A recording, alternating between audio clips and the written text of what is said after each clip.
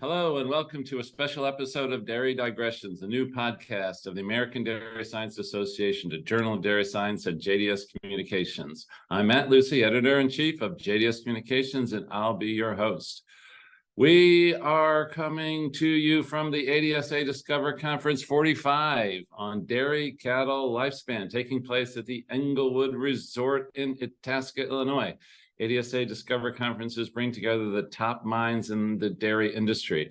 For these special episodes, I'll be sitting down with experts who are attending the meeting to get their thoughts on exciting new developments for dairy. If you enjoy Dairy Digressions or have any feedback for us, please let us know at adsa@adsa.org and make sure to like, subscribe, and rate us on whatever platform you're listening on, and spread the word to a friend or colleague, especially if they're at Cornell University or the University of Missouri, because today we have with us the most energetic person at the conference by far, and probably the youngest speaker at the conference by far, Dr. Julio Giordano, Associate Professor of Animal Science from Cornell University. Welcome, Julio. Hello, Matt, and hello, everyone. It's my great pleasure to be with my great friend, Dr. Matt. Yeah, so everybody, let's just be clear. I'm friends with Paul Fricke and I'm friends with Julio, okay? Despite the fact we are family. we are family. Child. Okay, we are a scientific child. So we are family here, okay? Let's get the second thing straight. If you don't know anything about this podcast, if you remember nothing, remember that this man is from Argentina, not Brazil. Okay, very critical. Okay, because do you speak any Portuguese, by the way? No, you speak Spanish. I understand a little bit because it's very similar to Spanish in some sense, right. But no, I don't speak it. And we love our Portuguese our Brazilian friends, of course, and we also recognize that many Brazilians have come through the laboratory of Dr. Milo Wilbank and Dr. Paul Fricke and others at the University of Wisconsin. And the assumption always is that this must be another Brazilian. I don't know. Tall, dark, and I don't know what else identifies you as Brazilian. A funny accent that's clearly not from Wisconsin. That I'm really good at soccer. You're good at soccer. I'm probably better than them. You gotta know this. That's the other thing. Of course, Argentina is much better than Brazil at soccer. The last world champion. Yeah, hey, easy, right? Yeah, it wasn't Brazil, was it? I do remember. Oh, now the Brazilians are not going to listen to the podcast anymore. Are we I'm talking? really good friends with them too. Okay, here we are talking soccer trash already. Where is Messi from? Stop. That guy, you know that guy? Yeah, I know this guy. Okay, so anyway, we are talking about Julio. You are from Argentina. I know you were born in Cordoba, you said? I'm actually, yes. So that's the province. So in Argentina, we have provinces, not states. And I'm from the province of Cordoba, which is at the very, very center of the country. But in fact, I'm from the great town of Balnearia. Oh my gosh, spell that, everybody. Okay. B-A-L. So Google it, please. Google it. So B-A-L-N-E-A-R-I-A. Okay. Balnearia is actually a 7,000 people town, very rural area of the northeastern part of the province of Cordoba, where the land is flat like this table, and all you see around are for miles and miles, soybeans, corn, cows. Soybean, corn, cows. Sounds like, well, we're flat. It sounds like, I don't know what that sounds like, Idaho or something like that, or what is that? Still people that, the state that I know, at least of the states that I know in the U.S. that my area of the province reminds me of is Indiana. A little bit flatter than Indiana, more like Indiana, maybe parts of Iowa, so it's very flat, very productive land. The western part of the state is all mountains, but the eastern part where I'm from is super flat and it's just ag land. So it's part of the Pampa Húmeda in Argentina, the heartland of Argentina. So Argentina, for you guys who are having trouble placing it, is this long, narrow country on the eastern side of South America, right? And then if you go over those mountains, do you hit Chile? Is Chile on the other side of those mountains, or am I on the west? Yeah, on the west side. Chile all over the west of the Andes. Yeah, the Andes And then to the east, you have Uruguay, Brazil, and then to the north, you have Paraguay, Bolivia. A little bit further north, you have Peru. You must be dry then. I mean, you must be in the rain shadow of those mountains, or no? No. Argentina is, I mean, it looks skinny, but it's pretty wide, east to west. No, so we are, where I'm from, I think that we're at least 7 to 8 hours driving distance from the Andes. Oh, wow. Okay. Yeah, no, it's pretty far. But that, what is that? Is that like a super highway or 7 to 8 hours? What kind of road? Argentina time, you know, Okay. 100 miles per hour. Lunch, you know, I don't know. It's a long ways then. It's a pretty good route. I don't recall in miles or kilometers, but I think it's like 800-900 kilometers. Oh, wow. West from where I'm from. Yeah.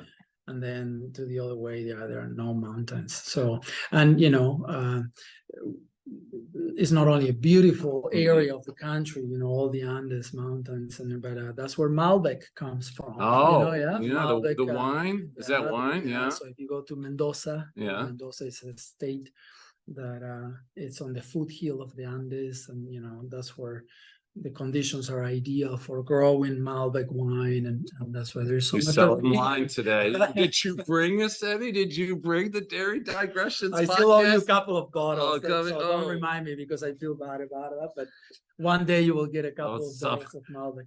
So how did you get going with dairy cows? Your family owned dairy cows or something like that?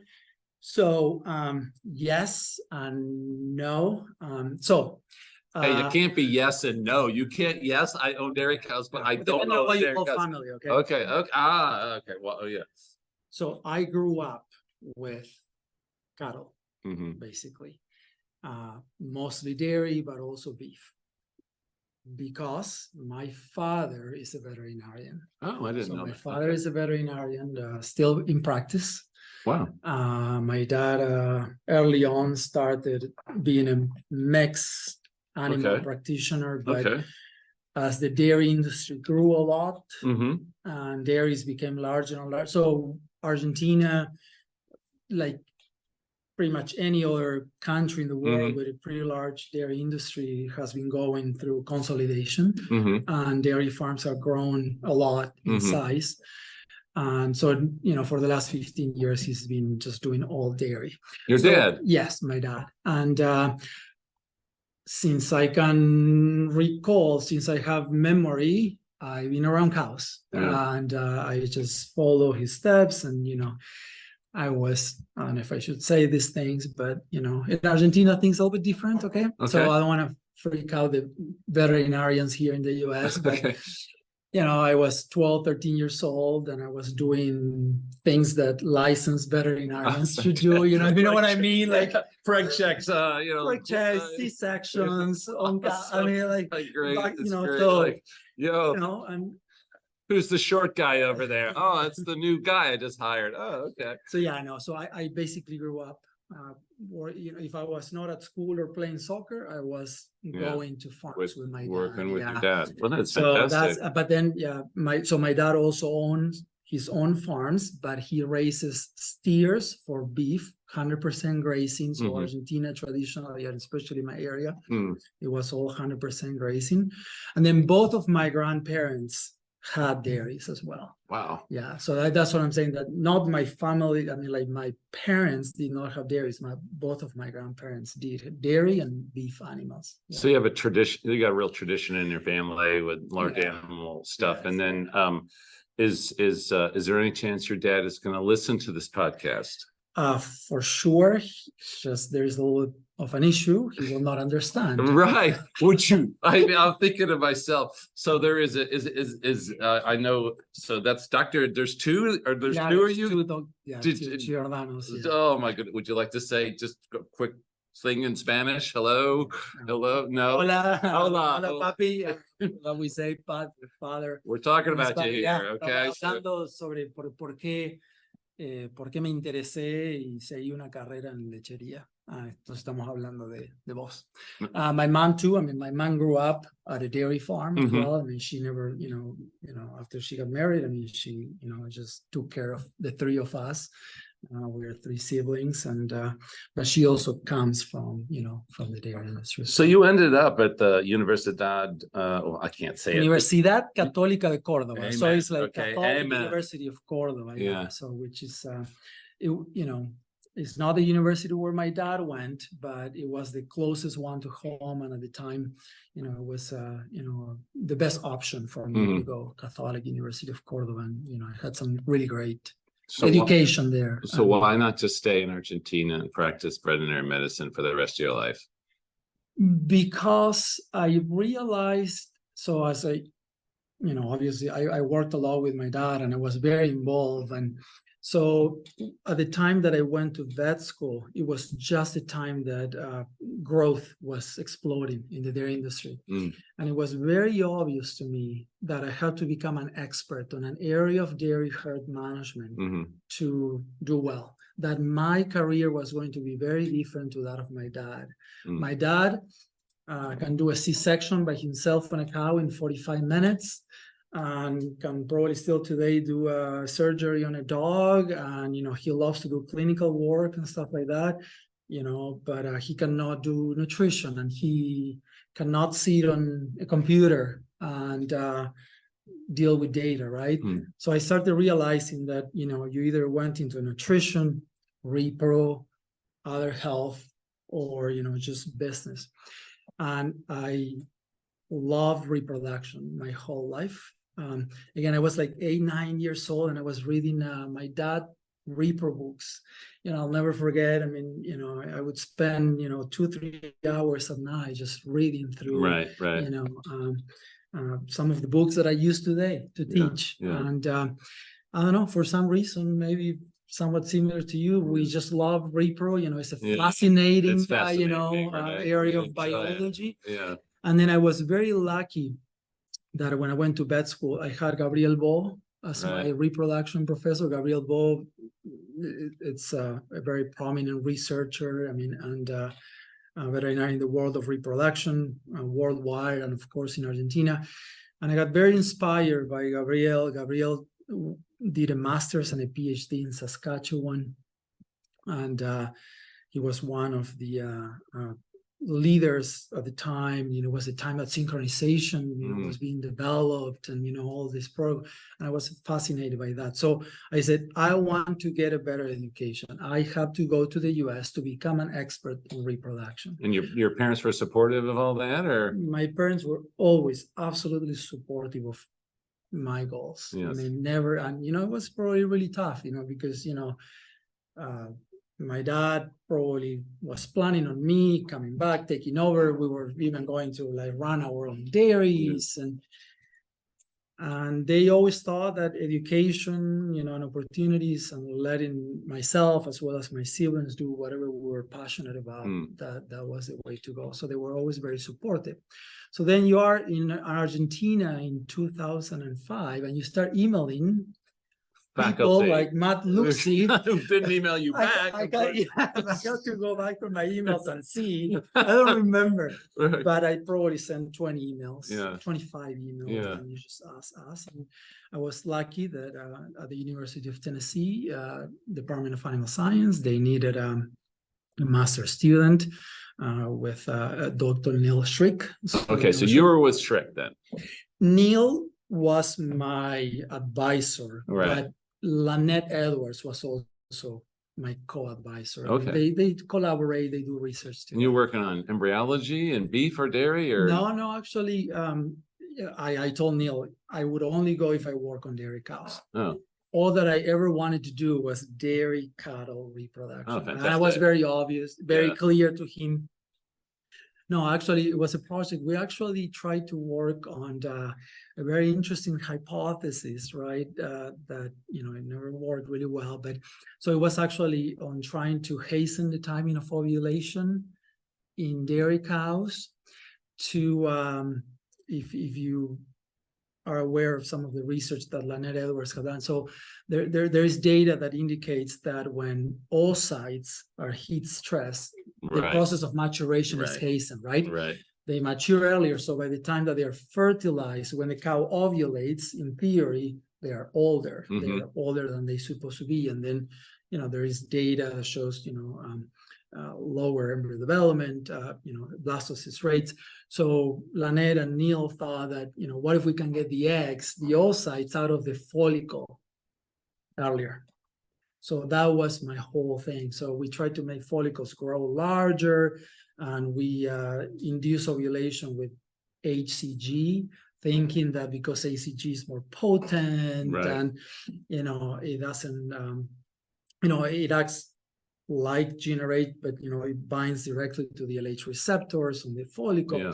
So that was the hypothesis. And we also try to make the follicles grow larger after induction of luteolysis by giving them FSH, right? So we gave them a full tropin. Mm-hmm. So we tried to induce a little more follicle growth. It didn't work. No good.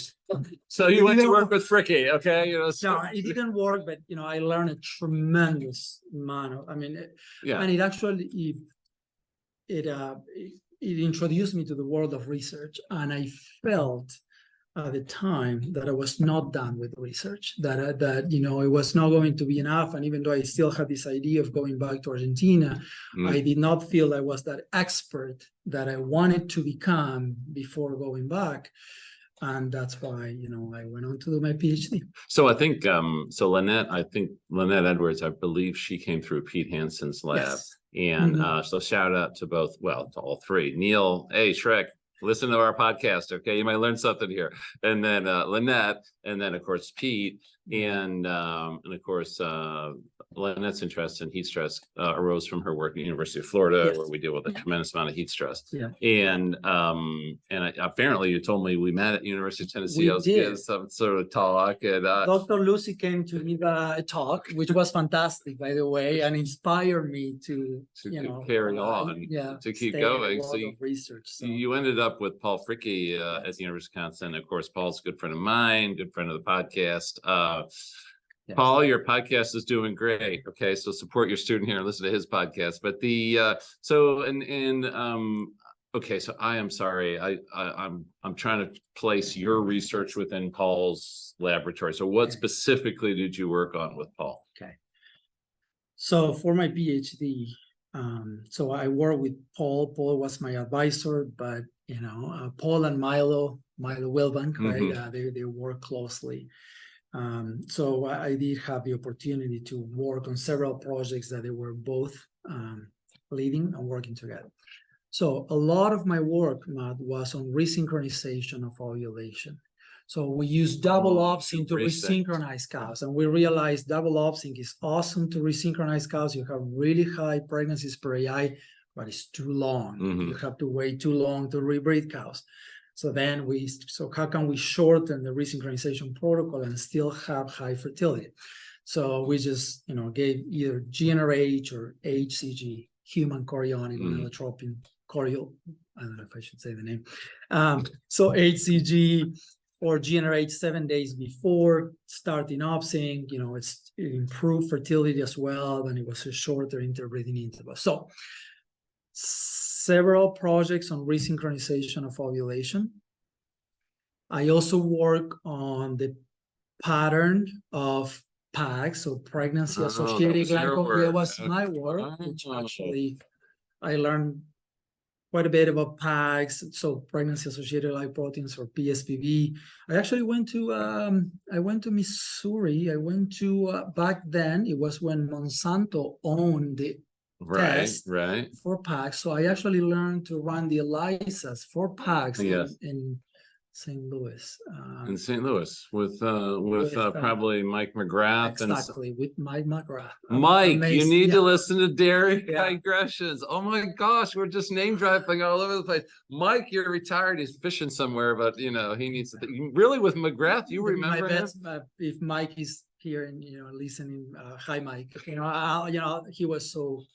He was awesome to me. Honestly, you have a graduate student that drops there for 2 or 3 days, knows nothing about running an ELISA, and goes back in 2 or 3 days learning. And he was super kind, accommodating to me. Yeah, fantastic. So I went with the pattern of PAGs after pregnancy losses. With Paul, we were trying to understand how PAGs went down after embryo death. Right, I remember that work.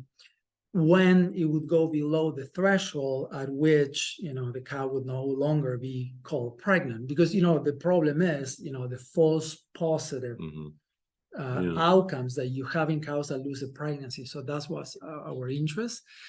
I was very unpopular at the UW dairy because we couldn't do this. You didn't do that trial where you gave them the prostaglandin one. That was your trial? Yeah, very nice. So they finally get their favorite cow pregnant. You walk up and say, "Oh, I'm putting her." That was you. I bet you were unpopular. Yeah. Okay, so I was liked until that. Until that time. Okay, so everybody knows this was an experiment where you were trying to figure out basically the clearance rate of PAGs after an embryo died. And you're not going to just wait for an embryonic loss. No you're way. gonna to finish your PhD. You got to finish it. You're going to do it. So that must have been a wonderful a couple of months. So we had 3 groups. So we had the control group, cows that were pregnant, and we just followed them. Not just to have, the difference with pregnant cows. And then we had 2 groups, actually. A group in which we induced embryonic death by prostaglandin treatment, just like you. So we were interested on the difference between embryonic death or pregnancy loss due to luteal regression, so caused by prostaglandin F2 alpha, versus when the embryo dies. And the embryo dies, the mechanics of how that pregnancy would remain within the uterus would be a little bit different. So I actually came up, after studying the literature quite a bit. So we infuse hypertonic saline solution. What? So it's 75%. Very simple. Yeah. You just go. So you had a prostaglandin group. A prostaglandin group and the saline solution. And that would kill the embryo. Yeah, actually. So I would do it by you. So I would go with a pipette, transcervical pipette. I would put the pipette as close as I could. I was looking by ultrasound. I would put the pipette as close as possible to the embryo, and I would just infuse the saline. And literally within a few seconds, you see the heartbeat stop. No. Yeah. Hypertonic.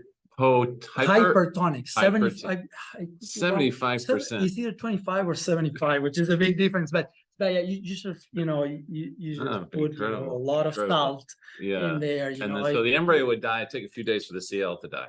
Exactly. And that was the big difference, right? So the cows that you give prostaglandin, within 36 hours, you see it hanging from there, right? So I would go back to the thigh stall and, there you go. There is the conceptus hanging from the bulb of the cow.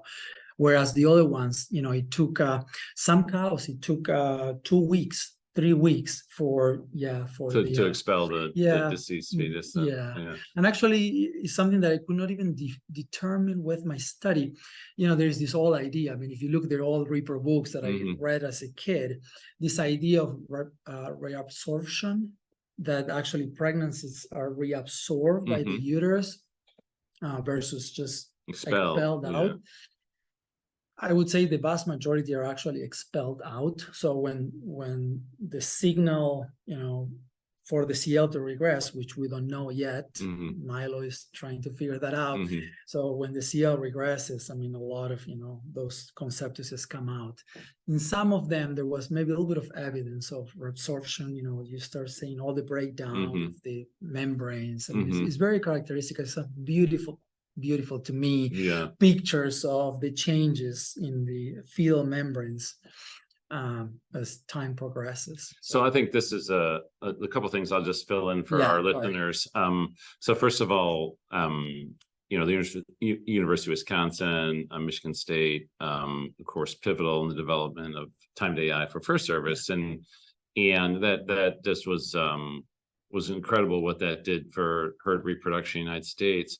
But I think the second phase was the development of resynchronization programs, which kicked everything up another level, right? So, and that was your work, and then of course now we're into the third level where we got timed AI first service, basically activity monitors, which is an interest of yours right now at Cornell, and a resync for anything you don't catch with it, and that's when the herds just Yeah. went up over these 40% preg rates and everything else. And so this has been a progression Yes. of just better and better reproduction. And the second thing I'll say is that a little shout out to Milo. We all respect Milo and Milo Wilbank, University of Wisconsin, but Milo has continued to be interested in this embryonic loss. Yes. And of course, he just released a paper. I think it was in JDS Communications. He published a paper where he was trying to figure out, does the CL regress before the embryo I cannot dies? tell you how many times Milo asked me that question. Right. Julio, does the embryo die first or does the CL regress first? You can see how long it took him to do the studies, more than 10 years, 11, 12 years to do the studies. But we were talking about that back then, and that was triggered a lot by, my other studies. So what happens first? So and I think I just read his paper because I've read his paper and this concept that, but I guess the conclusion was about half the time the CL dies first, the other half of the time the embryo dies first. Yeah. But it's a great question to get answered, and he really kind of powered through it. And so you went from Fricke's lab. Yeah, go ahead. No, I just need to add that I also work with Victor Cabrera a lot. So Victor did? Yeah. Is that your interest? I saw all those funny numbers you were throwing up there, your presentation here. I'm like, what is all this stuff? I thought this guy was like a regular guy, and we got to do that's from Victor. Okay, so shout out to Victor Cabrera. Victor, yes, we know you're out there. Okay, from the University of Wisconsin. Yeah, so the numbers that I showed today are all from my lab. Okay. But the learning and the thinking, right? So to think about economics, to just not stop about, do you have more cows pregnant or not, right? So, and actually started from, so I had the lack of working for most of my PhD at a commercial farm, and I was doing all these trials with resynchronization. Actually, we did some work with first breeding as well. And the farmer said, Julio, I love what you're doing. Your results look awesome. You have to tell me if I make more money or not. Right. Yeah. That's simple. I mean, the day that you come back and put a dollar value on this. So if you maybe listening, Dan Monson, which I also, it was a fantastic experience to work with Dan over the years. So that's how I went to Victor and said, Victor, we have to put dollar values on this. So we built two herd simulation models. So the first one, it was called a UW Repro-Mani, and the second one is the UW CU for Cornell, because I finished it where I was a Cornell Repro-Mani. So I was very fortunate to learn about all, that aspect of, economics and the impact of reproduction on economics. I didn't know that's where that came from, because you had a lot of economic data today, which was really quite compelling. And I think that's one of the things. I sit on a few graduate committees at the University of Missouri, and that's one of the things. A lot of times, the programs that we use to get cows pregnant are so well dialed in. I don't want to say you're kind of getting to the point of diminishing returns. Okay, in other words, it makes an incremental improvement. And I think I was on a committee at the University of Missouri, and my comment was, okay, so there's been an incremental improvement here, but that was a fairly expensive investment of time and effort to get that increment, and did it pay? And I think that's the point you're making. Your guys want to know at this point, am I going to do this? Is this really going to move the needle for me? And it's important, right? 80% of the questions that I get from farmers, anytime, I interact a lot with farmers, with veterinarians. Will this help me be more profitable? Because, again, like you're saying, there's all this, you have costs to implement reproductive management strategies or whatever type of management, and you have revenues. And the problem with repro too is that there's such a lag. When you change the diet, you can probably see, 2 pounds of more milk tomorrow, and you just pencil that out, 2 pounds of milk for whatever cents per cow per day. And they get paid more than us. That's the problem with these nutritionists. It's like they walk on a farm. Let's not even go there. Let's not even start. Repro is so complex, and the things that repro impacts in herd are so complex and have such lag that providing an answer. I mean, it's really complicated. And you have to deal either with simulation, which is what I learned with Victor, or what I showed today. And a lot of what we're doing today, we're doing these very painful studies where we follow cows. Right. And, I always say we, but my graduate students. So there's a lot of them. Yeah, right. Yeah. Follow cows, literally, some of the studies that I showed today for 3 years. Right. So from beginning to end, we just follow these cows, trying to capture 2.5, 2.7 lactations to try to do economics in ways that we think are appropriate. Right. So you end up at Cornell. I know you're a family man. So where did that whole? I know you have a wife and some children. When did that? Well, okay, is your wife from Argentina? So my amazing wife, Soledad. So I actually met her at the University of Tennessee. What? She's from Tennessee? No. She's Brazilian. No. Tell me she's Brazilian. That's what the confusion is. Is it? No. Listen. We were actually born 2 hours away in Argentina. She's from Argentina, from a city 2 hours away from where I'm from. Is that and right? We met in Tennessee, Knoxville, because her dad, who is also a veterinarian, was a scientist in the Department of Animal Science at the University of Tennessee. So, her family, they were, they just help everyone. Right. You come with your bag of clothes and a few $1,000s and you have nothing, right? And so what her family does is basically grab all these graduate students and just help them survive until they can survive on their own. So I just happened to take the daughter of the guy that helped me survive. So anyway, so yes, so I met my wife there. So and then I know you have some children. Were the children born in Wisconsin? My first one, so Julito, little Julio, but little Julio is like almost, 4 or 5 inches taller than. Oh my! You're a tall guy too. Yeah.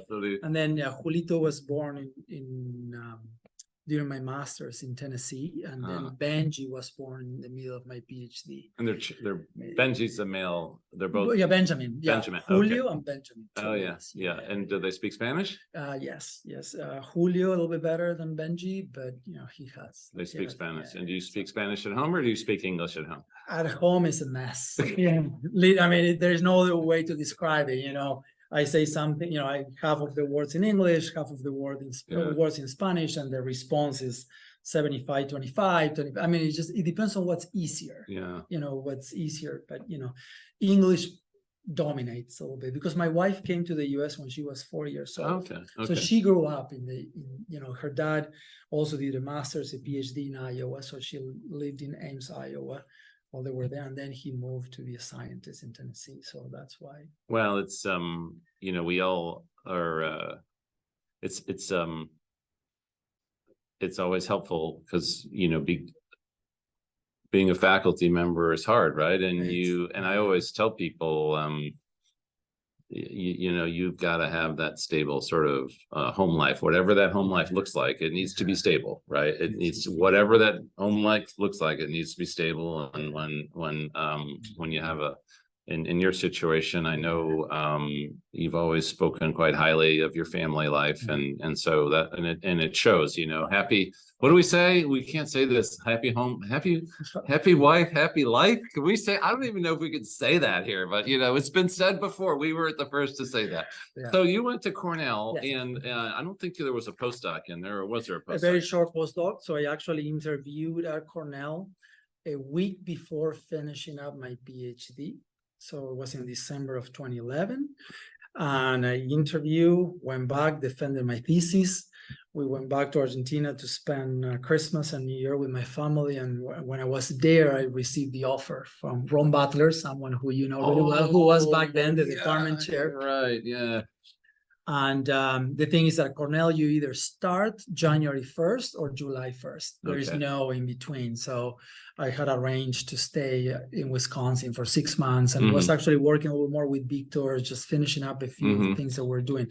So it was a very short postdoc, but it was mostly just to accommodate for the time, So I started, in July of 2012. So shout out to Ron Butler, who, by the way, taught me endocrinology. And, you talk about how you end up in these things. And I'm a Cornell undergrad.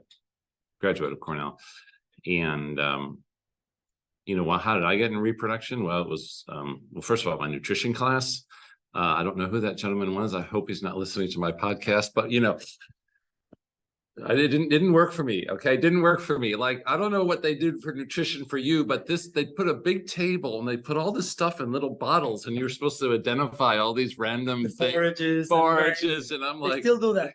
They still do that. And I'm like, this white powder looks just like this white powder, and you're supposed to figure all this stuff out. Impossible, right? So I'm like, I can't do this. Okay, then you go to work for Bob Foot, and I don't know if you, of course, he was before you, he was great reproductive biologist, great embryologist, and you take repro, and you take the repro labs, and we're doing all this stuff, and then you take Ron Butler's class, and we're doing endocrinology on large animals, and you just get, what you're going to work on, right? You know what you're going to work on. And Ron Butler, just such a phenomenal scientist and just a person. I mean, a person. And amazing. So you go to Cornell. I want to dissect this a little bit, and you don't have to say any more or less than you want to talk about it, but Ivy League, hardcore place to go and make tenure, and I know you've just been promoted and tenured, and so it says associate professor. No, but it's not just being promoted. I'm sending my package for promotion to full professor in 2 weeks. Full professor? No, you're way too young, dude. You're not getting the handshake. I'm sorry. You're that far along. How old are you? You're 41 years old. You're not old enough, okay? So you're supposed to be old and grumpy and nasty for being a full professor, okay? So you are complaining about administration. Yeah, you are tenured. Are you tenured or not?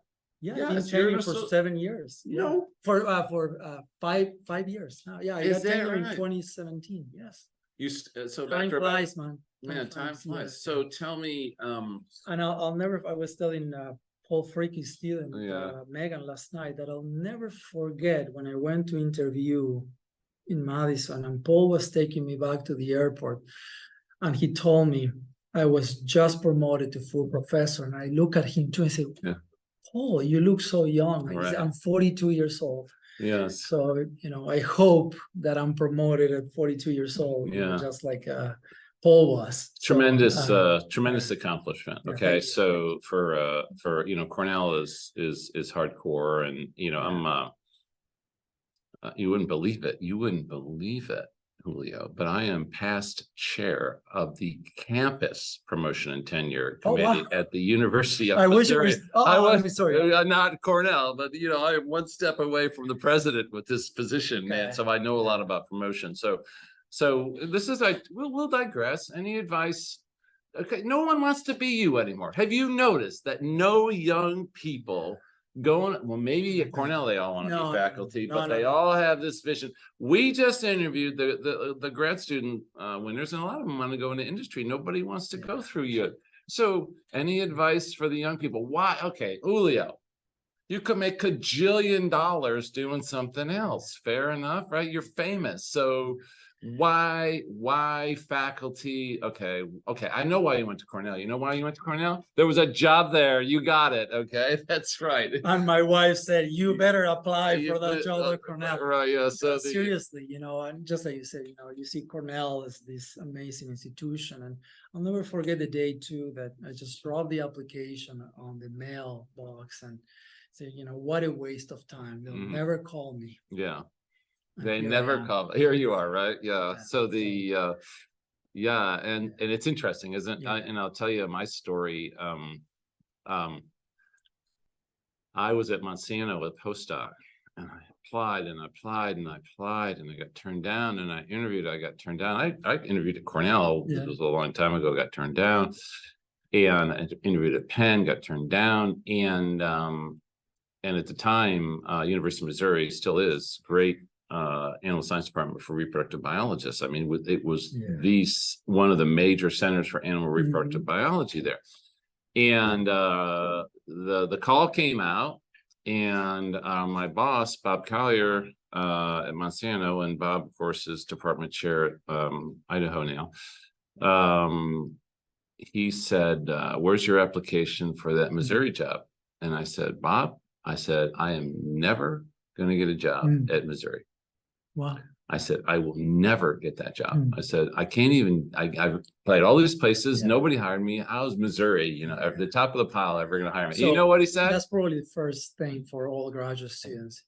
You have to apply. You have If you to don't apply, you will never get that call. Right. It's important. Right. And so I applied.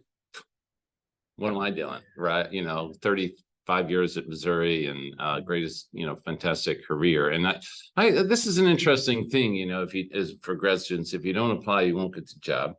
I want to just take a digression before we go right back to this, because I want to ask you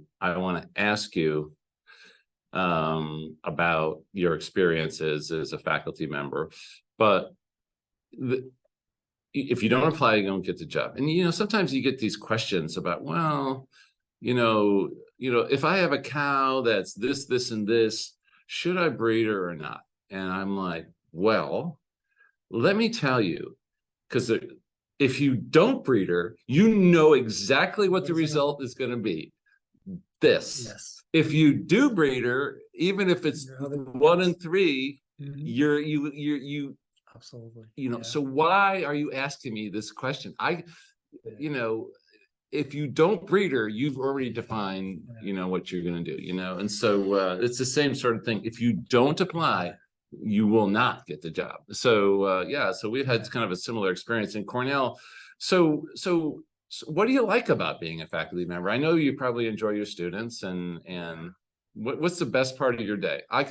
I'm going to compare notes. What's the best part of your day? Okay, Mr. I want to be a full professor. You're not getting a handshake, okay, from me, buddy. They're going to have the court give it to you. What? No, so you already said it. People. Right. So the people that I had the fortune to interact with by being a professor. I mean, that's number one. The graduate students, the undergraduate students, my colleagues, the dairy farmers, the veterinarians, the industry people from all over the world. I think that, you know, that's one of the best things about it. Sometimes I get frustrated with people. I guess we all do. We all do, right? Yeah. But you know, when you think, you know, long term, I mean, it's those relationships, you know, that you develop over time. And then, Matt, the one thing that I enjoy the most, I think about this all the time, is when a graduate student comes to my office or sends me an email with data. I have this fascination with data, outcomes, results. So we put so much time and effort on doing these trials, again, for 3 years, for 2 years, you know, we work with commercial farms, you know, lots of work, you know, dairies let us mess with their cows, with their routines, with everything they do.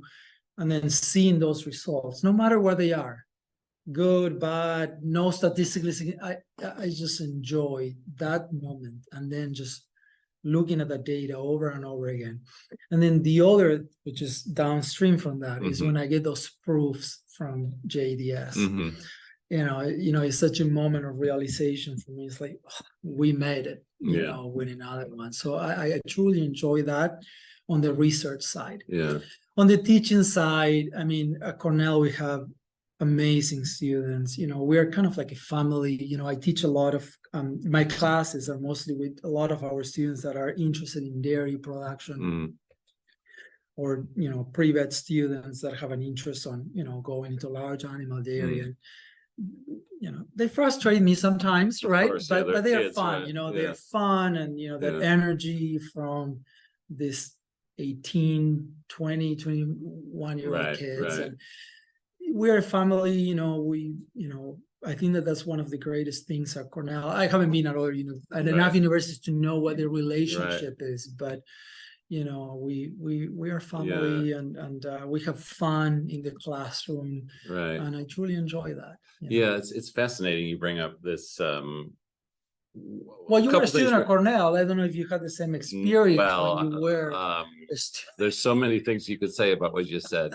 So first of all, let's talk about data. And that's interesting that you bring that up, because I too enjoy data, and maybe it's just a mental thing, but I always say, well, when I've had a rough day or a rough week, I just go into my office and I just say to myself, I'm going to treat myself.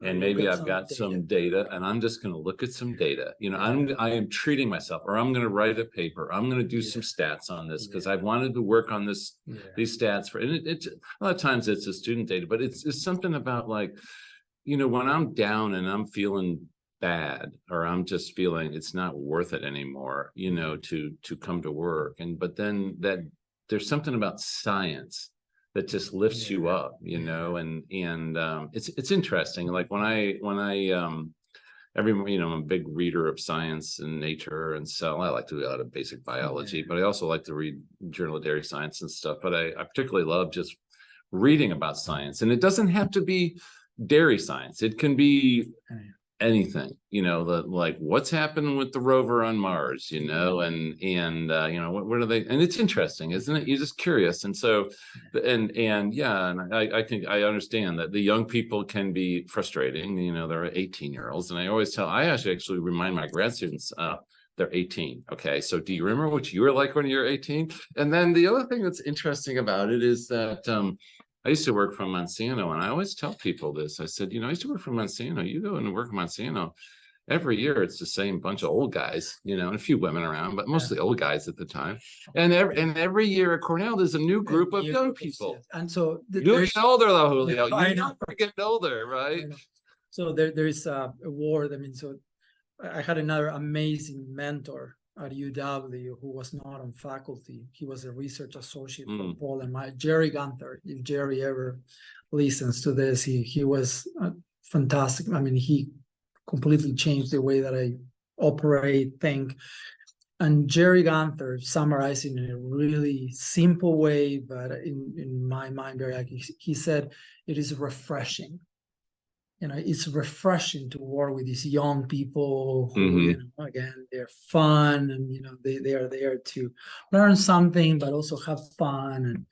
And, so it's refreshing. It's refreshing. And a lot of times people ask me about it because I didn't work for Monsanto, and they, and I always tell them, look, if you don't like 18 to 22-year-olds or whatever they are, you cannot work for university. If you honestly don't like this age group, don't work here, and that's my issue. Not my issue, but you do hear sometimes faculty really, we all complain. Everybody complains about them. They're a little crazy sometimes, and they look at their cell phones way too much and everything else. But anyways, but I always tell them, I said, this is who we work with, and in the end, future, and we have to adapt to how they change. Right. They change, we change. And my experience, and we're running out of time rapidly, but my experience with and I'm sure it's the same experience you have with Cornell students, and it's my experience with Missouri students, is that, when they come in for advising, or you're talking to them, half of those, not every kid's perfect. Okay. Not every kid's perfect. We understand that, but we're all imperfect. But I always tell people, half of the kids I meet and work with at University of Missouri, I would be over the moon if they were my children. Okay. They are super polite, super knowledgeable, really, really nice kids. Okay. And you meet a few kids that, this is not my cup of tea, but a lot of these, they're super, right? Yeah. So the next generation is they're different. They like their cell phones, and they will continue to be different. We just have to, I think about that all the time. So how can I adapt what I do for them? Right. I'm even thinking, like, should we still be teaching, with a PowerPoint behind us? I just was talking about. Okay. I try to be entertaining and dynamic. You're entertaining, but still, so this completely different world in which they grab instant gratification, TikTok, the thing lasts 2 seconds, and here we are for 15 minutes telling them, saying you have to give GnRH on Monday, and then next Monday prostaglandin. By the prostaglandin, they're already thinking about something else. Right. Yeah. So, we just always think, I how did. can we- I had a massive conversation about this. Okay. I had a massive conversation with one of my advisees. Her name's Emma, and she's one of my advisees. And I said, we just started talking about 50-minute lectures. And I said, what's weird? When I was at Cornell, I had 50-minute lectures. And here I am. 50, 50. I don't know how long they. Yeah, well, it's 40 years since I was at Cornell. And then I went back and I looked at the origins of the lecture. And it traces back, of course, to creeping Roman times, but really a lot is written around the Middle Ages. And it traces back to a time when there was only one book. You think about that. There were no books back in the Middle Ages because you had to do them by hand and stuff before I don't know when the printing press was invented, but anyways, it was in there somewhere. But the point was people came to a lecture and you would read from the book because nobody had books. Wow. And it was a 50-minute lecture, but it was a lecture. And there are these old, monographs of people in lecture, and you got the people sleeping in the back. This was in the Middle Ages. I drew these things up. And so I thought the exact same conversation. Okay, it's time to rethink some of these things because we're dealing with a generation. Now you don't even get to talk. This is how Dairy Digressions says. It's really my podcast and I talk. But we think about the fact that when I was at Cornell, there was, no internet, no cell phone. In the source of all, you either went to man library to figure it out, or you listened to your professor, and you listen to them. Today they ask ChatGPT, and the answer is there, or you can go online and you can go online in the Khan Academy and listen to a lecture on all these topics, which are beautifully done. So it's different, right? So that's why among the things that I think about changing and just thinking critical thinking skills, challenge everything, and you have to understand the basics, right? To be able to think critically and to tell, A from B, or if ChatGPT is telling you something that roughly makes sense, right? But in any case, I think that we have to seriously rethink the way that we do things. I think this is, wow, I did not know. This is like I don't know.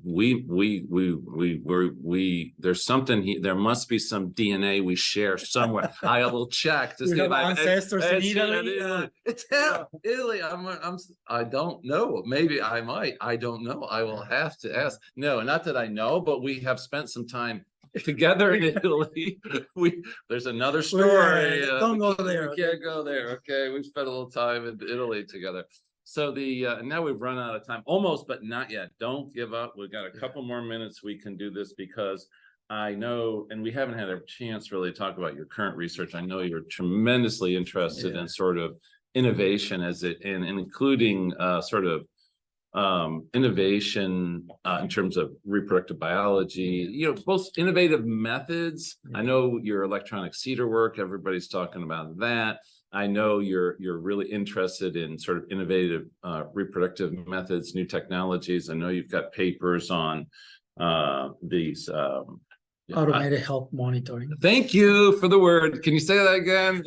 Automated health monitoring. Okay, so monitoring is a hard word for me to say, but automated health monitoring. In other words, the concept. I think the concept is the digital age has arrived. Tell me what you think when you use the term automated health monitoring. What does that mean to you? That a dairy farmer, instead of having to go to the fresh pen or any other pen, I say the fresh pen because that's where we tend to have the most cows of interest that may have health disorders, that instead of having to look at 10 cows to find 2 that need attention, being either a treatment or a management intervention to improve the health of that animal, that they can look on their phone or grab a piece of paper that comes out of the printer that tells them you should look at cow number 1519 and cow number 1789, because those are the cows that are very likely to right now be undergoing a health disorder. And so let's remind everybody, on these big dairies, they might have 100 cows in a French cow pen. And or 300. Or 300. And I'd much rather go look for 15. 15, yes. So yeah, that is one of the goals. And, I think there has been tremendous progress, tremendous work from multiple companies. We are very interested in the data. So we're trying to understand cows better because the data is messy. All this sensor data is not as simple as, it may look like. So we're trying to understand cow biology. So cow health, cow reproductive biology and performance through all this new data, all this precision, call it whatever you want, precision, livestock technology, sensors, whatever it is. And then how do we put it all together? So it's not just data, but it's information that can be used to make decisions. Finding a sick cow today or predicting which cows are at greater risk of becoming sick later on. Which cows are more or less likely to show estrus after the end of the voluntary weaning period, which cows are more likely to get pregnant if you breed them in estrus or TAMI. So basically is this concept of integrating the massive amounts of data that dairy farms are and will continue to generate in lieu of just making better decisions for healthier cows, more productive cows, better reproductive performance, and more profitable, sustainable, environmentally friendly dairy farms. I think this is so important because we know that a lot of dairies are purchasing technology, that technology is collecting a lot of data automatically, most of which, at least at this point, just gets dumped. I mean, after I know you're collecting it, but a lot of data is lost. We are. Yeah, I mean, a lot of data is lost because, after a while, the data just writes over itself because I just hope it's not being dumped, that someone is keeping it somewhere in the cloud. Right, well, the cloud, okay, but then, so it's lost. And so this technology, though, takes, and it's the effort by your group, and we're going to talk about the Cornell Initiative for Digital Agriculture in a second. But it's people like you that say, hey, there's value in this, but it's not like the data is gonna figure it out itself. I mean, it takes someone to actually work on it. It's a project in itself itself. And no, that's an excellent point, Matt. And there is this this enthusiasm for artificial intelligence, right? That computers will learn on their own. Yeah, It's not that simple. Right. It has to be a human that understands cows, understands dairy herd management, understands dairy economics, helping that artificial intelligence learn. Because artificial intelligence, basically, or machine learning, models learn based on what you tell them, that is good or bad or high or low. So the key is that data to tell those models what's good or bad, so they can be trained in ways that then when they see that again, oh wow, that's a cow that is going to be very likely to get sick because rumination is here instead of being here. Her body temperature is here instead of being here. But they have to see it first. And someone has to tell that model, these were the sick cows, these were the non-sick cows, these were the pregnant cows, these were the non-pregnant cows. And that may seem like a simple thing. It's always simpler with pregnancy. Cows are either pregnant or not, unless they lose their pregnancy. But with health, and as someone that was training repro, many times I asked myself, Matt, why in the world did I get into the area of health? Because there is so much gray zone with health. When is a cow sick? Tell me, is she sick now? Was she sick yesterday? Is she going to be sick tomorrow? What's the disorder? What's the severity? So that is where we spend a lot of time and effort and sweat and tears from our graduate students doing their work.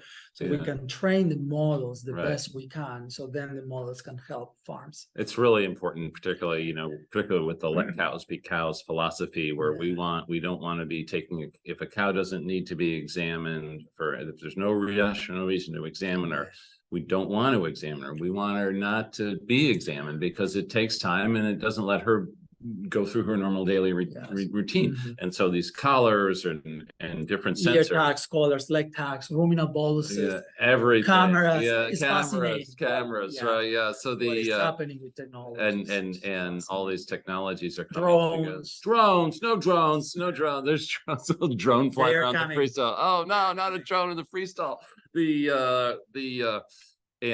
so these technologies are coming together. But again, as you would agree that sometimes in the old days when these technologies would come up, some this isn't fair, but and hear me out. Let me go the whole distance on this, okay? But some computer guy would do some sort of model, and then you'd look at it and go, that makes no sense, because that computer guy doesn't understand the other end of the equation. And I think that's what they're trying to do with this Cornell Initiative for Digital Agriculture, is bring experts from across campus together, because you can't probably write the code for some of this stuff. Or can you?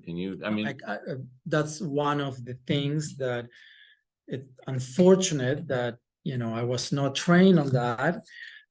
My graduate students now code. Right. And I hope that most, if not all, my graduate students code, whatever, Python, C++, whatever it is.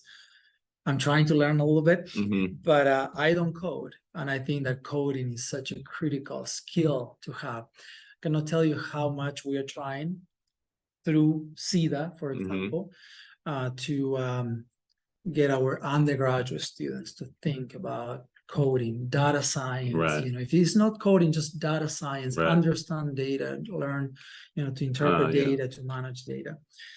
For example, since you bring that up, so we just created a minor in digital agriculture. Fantastic. As part of our mission. Right. And as part of the minor, students must take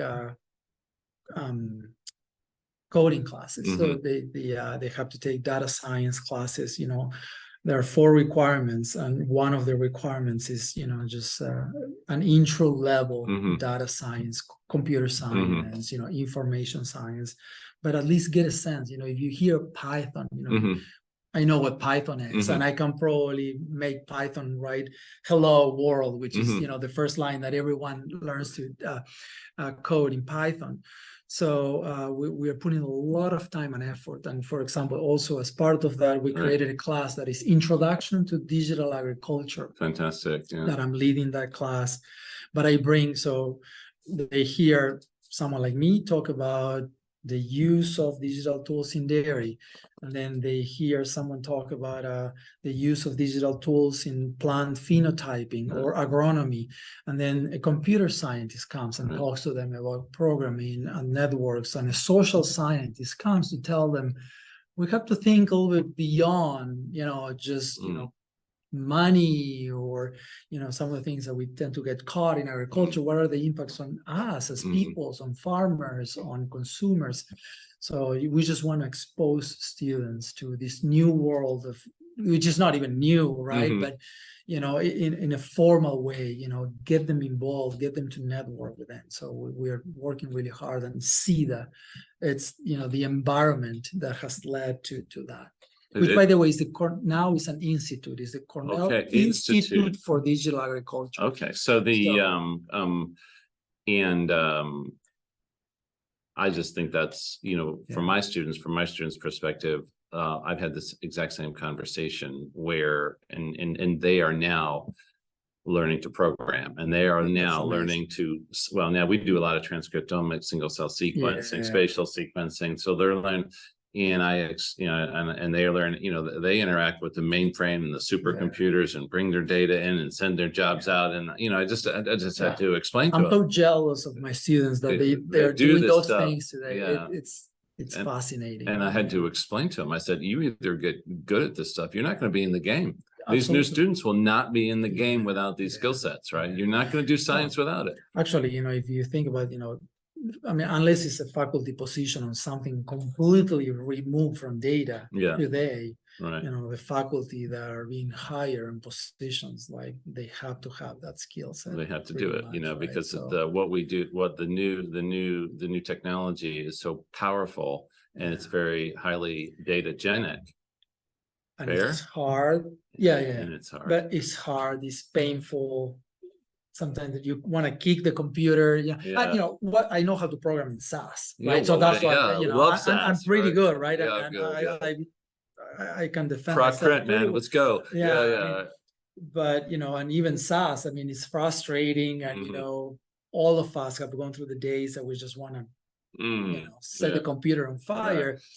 But it's such a critical skill set to have that is going to open a lot of doors. I mean, so students, if you're listening, you have to go. You have to do it. You have to go there. You Cornell students, you're lucky that the faculty have put together this minor, and you should have a look at that. So we never got to well, we didn't quite make it through all our topics, but we did make it through our hour. Okay, so we're gonna have to do this again sometime. Just would love to go to Ithaca. Probably never been there. Have an Argentinian asado. Argentina barbecue. Okay. So we'll have to come back. I mean, we've already been invited to Europe for podcasts by Donna Barry and we'll show her upstate New York. Can we pick when it's not raining? Okay, let's not have any rain. All right. 1 month out of the year.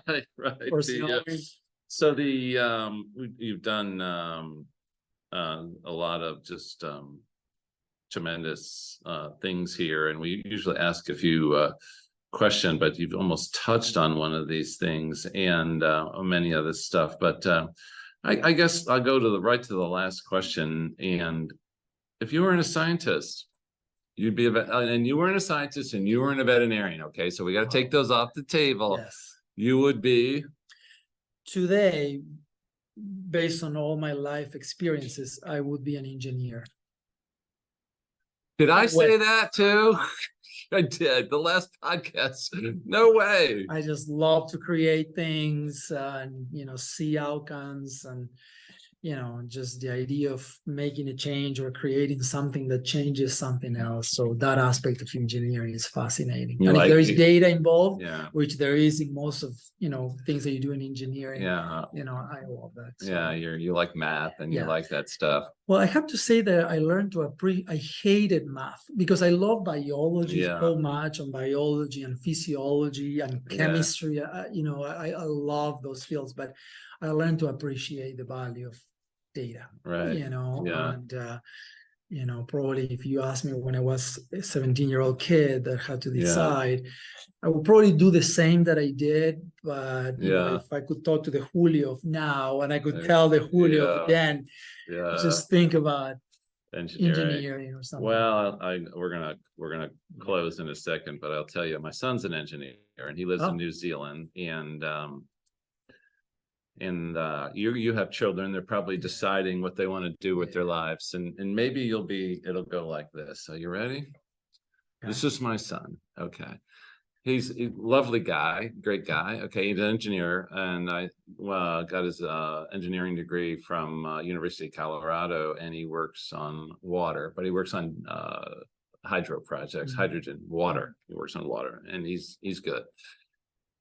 But he's sitting there on the couch and he's watching football, and it's Sunday afternoon and it's time to start applying for colleges. And he's an excellent student in high school. And I said, he's laying on the couch watching football. And I said, Thomas? Yeah, Dad. He goes, yeah, Dad. I said, are you going to go to college, Thomas? Oh, yeah, Dad, I'm going to go to college. What are you going to major in, Thomas? Oh, I don't really know, Dad. I said, you like math, right? Oh, I love math, Dad. You know that. You like science? Oh, I love science. How about engineering? Okay. Wow. That was it. It was done. And now we have an engineer in the family. So just go that direction. Go to Julio and Benji and say that. Go engineering. And then we were driving. He was a freshman, and they had to make a decision on whether or not what they were going to focus on.